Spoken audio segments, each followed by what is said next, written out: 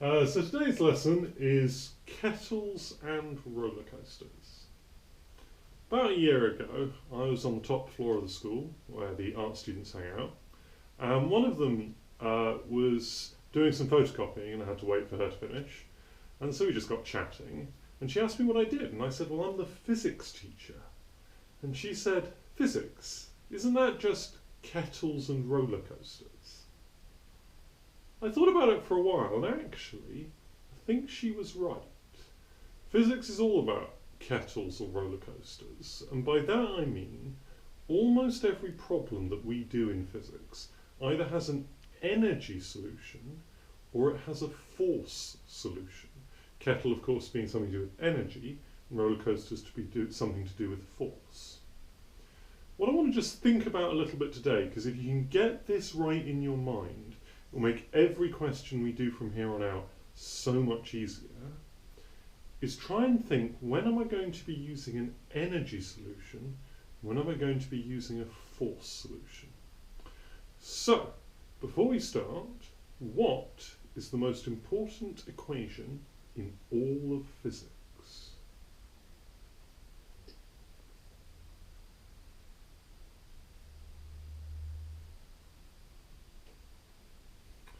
Well, if you didn't get this, I'll be very disappointed. It is, of course, F equals ma.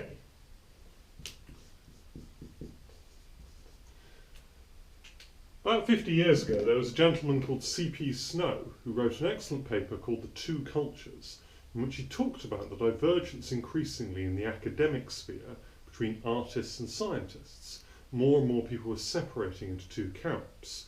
Previously, if you go back to sort of like the 1890s, if you had a fancy dinner party, you wouldn't just invite poets and actors, you'd also invite engineers and chemists, the idea being that high society contained all people and there was no real division between arts and scientists.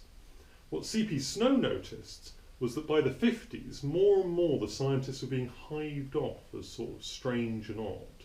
Everyone had to understand art, but more and more science was optional. And in that paper, he said that not knowing F equals ma was equivalent to not knowing who Shakespeare was. And I really like that as a way of looking at physics knowledge and how fundamental it should be.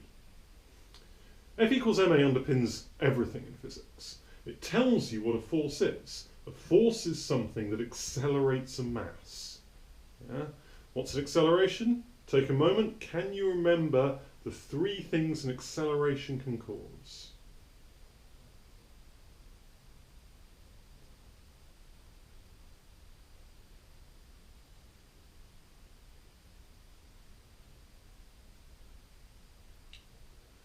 So an acceleration is any change in velocity, and remember velocity is a vector, so it has both magnitude and direction, so that would be speeding up, slowing down, or changing direction. It's the third one that we tend to forget, so just remember that.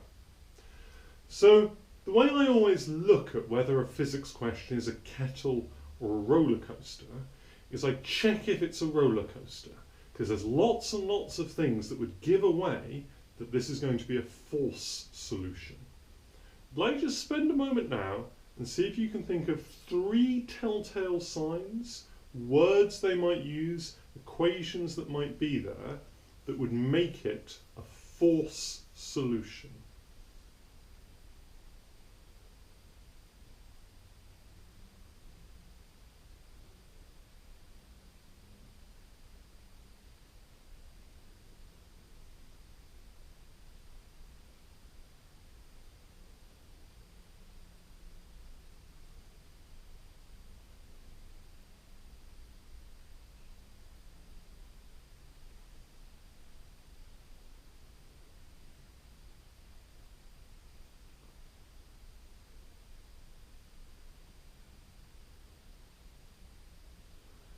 So, first of all, are there any forcey words in the question?